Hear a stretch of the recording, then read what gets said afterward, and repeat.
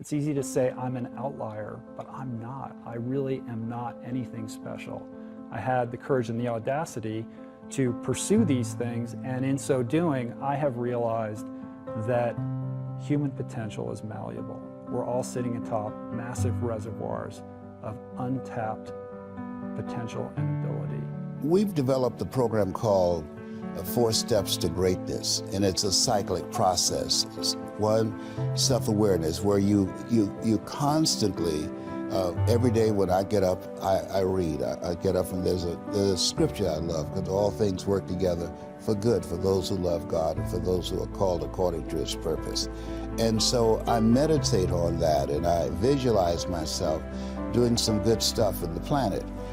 The next step is not only self-awareness, but the next thing is self-approval, that you have to have a program, increase your sense of self, reading, doing good work, volunteering, constantly looking for ways in which you can improve all the dimensions of your life, being a better father, being a better husband, a wife, or being a better person, because we want to have a holistic approach to life.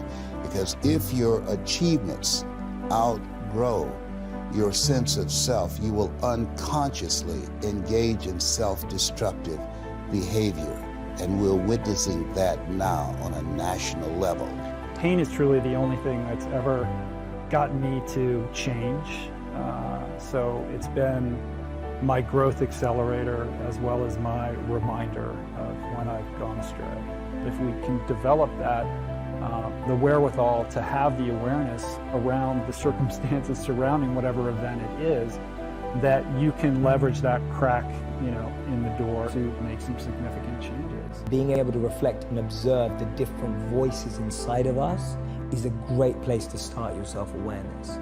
Because the biggest challenge is that most of us don't know what we're listening to. And most of us don't even know that there are more than one voice inside of us. Your passion is for you, your purpose is for others. Your passion makes you happy. But when you use your passion to make a difference in someone else's life, that's a service, that's a purpose, and that's the hand. So those are my 3 elements of an ideal life. The reason people change is because of pain. The reason we grow is because we get uncomfortable and we embrace being uncomfortable. But being honest with the pain that we feel is usually the prime mover for people to do the work that is necessary to push to the edge.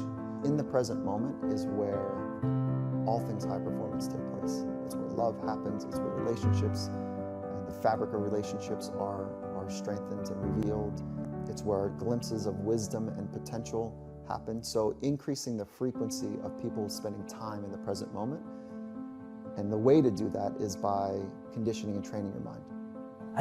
I think even one step before that is opening yourself up to new role models and new experiences. See, we live in echo chambers. We're just surrounded by the same thinking.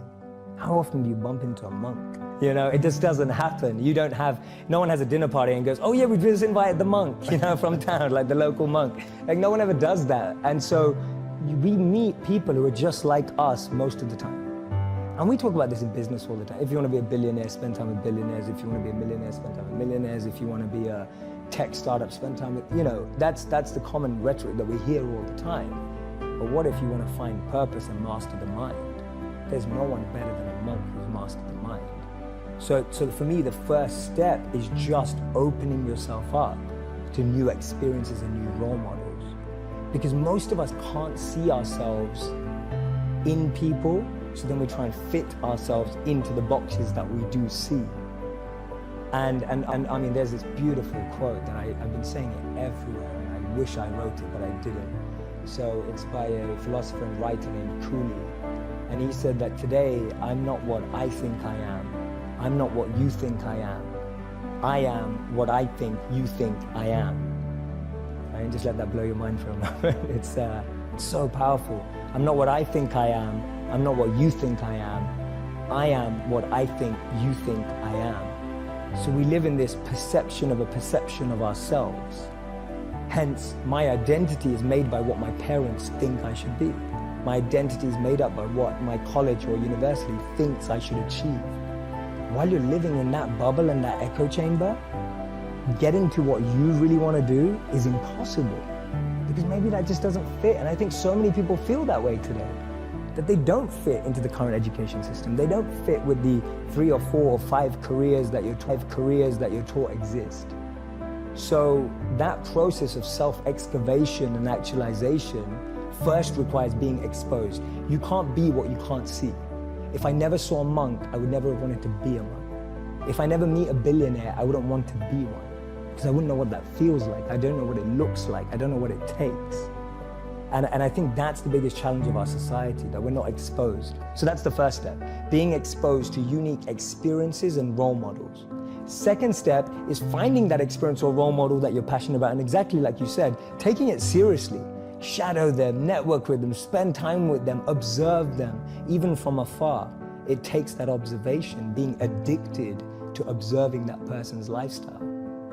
And then the third step is going yes or no. Does that work for me? Not everyone who's going to go off and become a monk is going to feel like the way I did, and that's cool. But not everyone is going to go and follow and shadow a billionaire and go, that's exactly the lifestyle I want. They may want the result, but do they want the hard work that goes with it? And so for me, that's the third step. It's observing, focusing, shadowing, getting as close to the process of that individual, and then going yes or no. Do I want that process? Not do I want the result? I think that most people set the wrong goals for themselves, and it's because they're disconnected from who they are. They are living someone else's life, or they're living a life that's so disconnected from who they are, it becomes very difficult to set the right goals. So I think in order to reconcile that, you have to look inward. And that can be different for everybody. That can mean a consistent meditation practice. That can mean therapy. That can mean, starting to do yoga. It can mean many, many things. But I think there's no end run around the very difficult, long process of being honest with yourself about who you are, what's important to you, what you care about, and then beginning to breathe life into those things, as frivolous as they may seem, to bring expression to the things that you do care about, that get you excited in the morning. And that doesn't mean you quit your job tomorrow, but the more you can foster something that has personal importance to you, I think that's the first step in trying to move past whatever it is that's holding you back, whether it's professionally or personally, to being a more integrated, authentic version of yourself. I had a really good friend of mine, I went to lunch and he said, I don't know who this guy is here in front of me. And he goes, let me ask you a question, honestly. Right now, what are you grateful for? And at the lunch I said, jack, nothing, brother. There's nothing good in my life. There's nothing good in my life right now. And I'm not exaggerating this to you when I tell you this, and this is a factual story. As I'm mouthing these words, 2 people walked in with an older man. Both of them clearly were fighting cancer somehow. Both had lost their hair. One of the ladies had a bonnet on, and they were barely moving in. Both walked by our table and gave me the most warm greeting, the warmest smile as a stranger. And he goes, that's pretty freaking pathetic. You can't find anything in your life to be grateful for right now. And on the drive home, I'm not kidding you, I started to stack gratitude. I started to take inventory, because if you can find things to be grateful for in that space, man, is your life going to be rich when there really are external things to be grateful for. So my first mechanism out of that space was honestly to stack the things I was grateful for, and I started reinforcing it over and over and over again. And what happens is there's this reticular activating system in our brains, right? And all of a sudden, because that's the messaging I was giving myself, all of a sudden, all these things start to come into my awareness that I'm grateful for. I start to magnetize to myself some people that I needed to find into my life, and that was the next layer. I started to see things to be grateful for. My health, my fitness, people who loved me. And what it did is it changed my state. When I stacked gratitude, I changed what I did in the morning, and I changed what I did in the evening. And so somehow by grabbing control of my morning and by grabbing control of my evening, I got some measure of control over the middle of my day. I was an out of control person back in those days, meaning this: I woke up worried. stressed, fearful, and I immediately start thinking about a bill I had to pay, something that was wrong, and I'm in a state of reaction to begin I'm talking within 6 minutes of waking up, 6 seconds. Most people listening to this, that's what they do. I said, I got to grab control of my morning, and I set up routines in my morning. Maybe they served me, maybe they didn't, but they were things I could deliver on doing for myself. And so not only did that give me control over the day, but I started to stack my self-confidence too.